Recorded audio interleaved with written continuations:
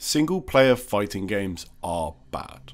Now, before you firebomb my house, not in the sense you can't enjoy them. I love fighting games, and no matter how you personally engage with the genre, I think it's awesome, because ultimately all I want is more people playing. My first experience with them was in Tekken 2 single player, similar to a lot of people. So try and take this video with the understanding I want single player to be better, and I'm not just trying to sit here and trash people for what they find fun. My problem is it often serves as a subpar simulacra for going against humans, backed by a story that some people are into. It lacks the mind games, reactions, and the metagame necessary to make it a particularly engaging experience once you fought another person. Victory can often feel very hollow. Without mind games or reactions, you're just kind of hoping the AI doesn't randomly DP your unreactable button and win. There's very little adaptation that can take place outside of maybe abusing something the computer can't deal with, and that limits its ability to be a functioning gateway into multiplayer or something with longevity that you can improve at. A situation like this in Street Fighter 2 is one of the most complex. Am I going to throw a fireball? Am I going to fake a fireball? Will I jump? Will I move in? Will I move out? There's so many options for both me and the opponent, and while spacing can exist versus an AI, the actual thought process of, well, he hit me with this last time, will he do it again, isn't there, and it's so important. Now, we could do a deep dive into AI, and we will, but not today. It's a big topic and one that requires insight from developers, which hopefully I'll eventually get, because ultimately, if you do want your single player experience to mirror multiplayer, that's where you're going to find the improvement. But instead, I want to focus on another solution that developers have come up with, making the single player something entirely different. The game I'll be looking at is Red Earth, aka Warzard. You wouldn't be blamed for letting this title slip under your radar. The 1996 Capcom release never came to home console, and it didn't feature in any game compilations. Where I and a lot of other people found out about it was in Capcom Fighting Jam, or SVC Chaos.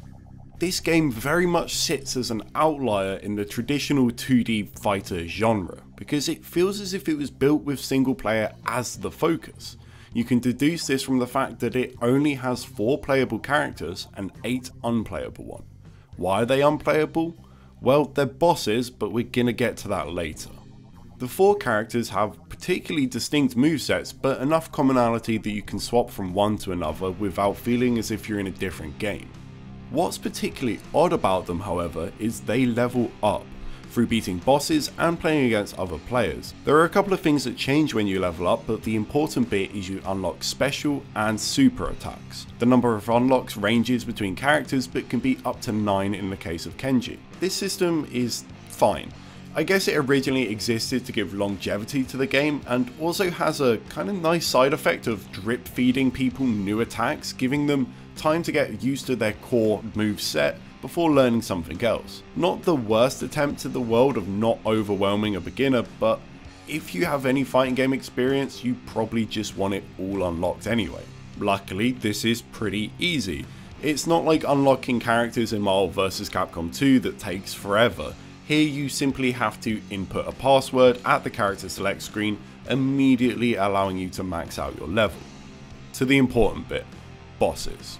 You will have probably encountered this type of character in the Versus series, from X-Men vs Street Fighter to Ultimate Marvel vs Capcom 3.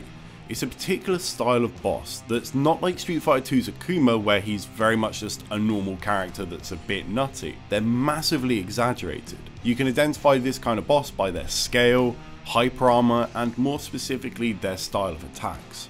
Boss attacks, unlike a normal characters, are far more reactable, and this is to compensate for their range, damage, and health. You're tasked with evasion, learning what's punishable on block, knowing when to not overextend, and finding all the visual cues indicating certain attacks. An issue that can often be found with them, and that's kind of made people dislike bosses in general, is their hyper armor. If your character doesn't have movement tools to get around a boss mid-attack, you can often find yourself in no-win situations, which isn't brilliant for player agency. Hyper armor basically means that they will never fall victim to traditional hit stun. Instead, their attacks will go right through whatever you do.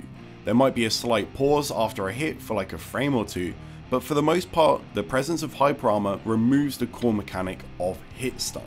You also cannot knock these opponents down, so a lot of moves lose their purpose.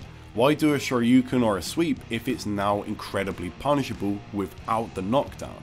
Red Earth doesn't do this. The bosses, although they retain the scale and style of moves from their Versus version, outside of one specific instance they don't have this hyper armor, meaning you can get knockdowns, juggles, and all the things you'd expect in a normal fighting game, up to and including Oki. Although the bosses in the Marvel versions can be kind of gimmicky and just lead you to try and out damage them in a lot of places, these are more like Dark Souls characters. You learn patterns, attacks, and what the AI goes for depending on your spacing. The fighting game element comes in when you're trying to figure out the counters. So let's focus down on one boss, Revenge. I think that's how you say it. As many of you know, pronunciation isn't my strong suit, so let's just move on.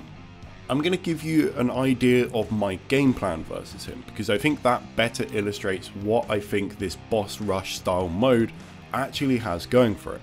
When I'm fighting him, I'll try not to be in this particular range. When I'm here, he has access to this attack, which doesn't seem punishable nor reactable. So instead, I try and stand further away and use projectiles, or I jump in to avoid it. Already, if you're new to fighting games, this gives you a pretty rudimentary idea of spacing. A move you'll have access to when far away is this. It's a grab, albeit a very reactable one, similar to something like Zangief's running bear grab. You'll realise the first time you try and block it, you need to evade by jumping. And guess what? If you're a new player, you have just learned how to deal with command grabs. You can also use this, which once again you can jump to avoid, or instead use the game's defensive mechanic Ultimate Guard to negate chip, and potentially alpha counter if he's close enough. Lastly, we have this splash style move, which you can anti-air or block and fully punish if you're willing to take the chip damage. It's like fighting game problem solving. You're presented with a boss, you figure out their attacks and learn how to deal with them effectively in game.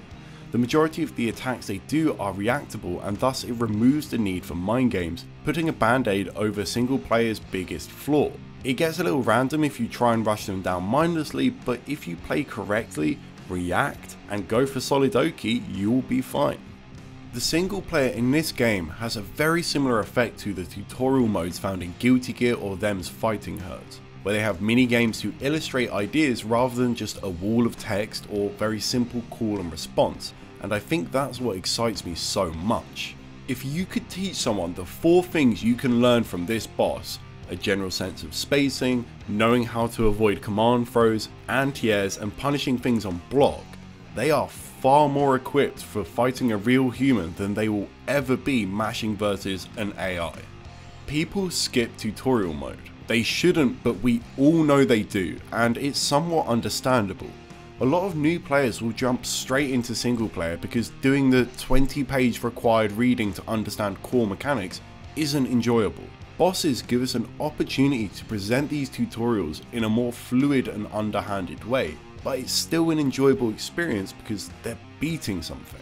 These are absolutely things you could learn versus a normal AI character if you know what you're looking for, but bosses give us the opportunity to exaggerate common situations and make learning the counter completely necessary to progress.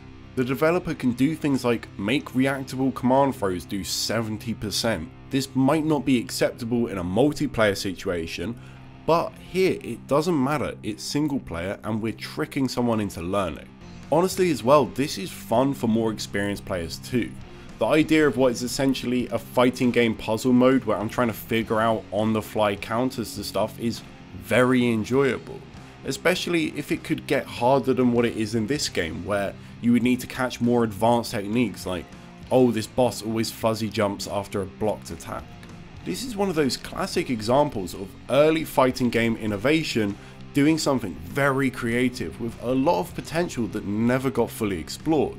We all have a very simplistic understanding of what single player in fighting games should be, and that's something we can challenge, especially while fighting game AI lags so far behind. There are a lot of methods for creatively teaching people fighters that we're not investing time into, and I think it could only benefit the genre if we took some lessons from this old title.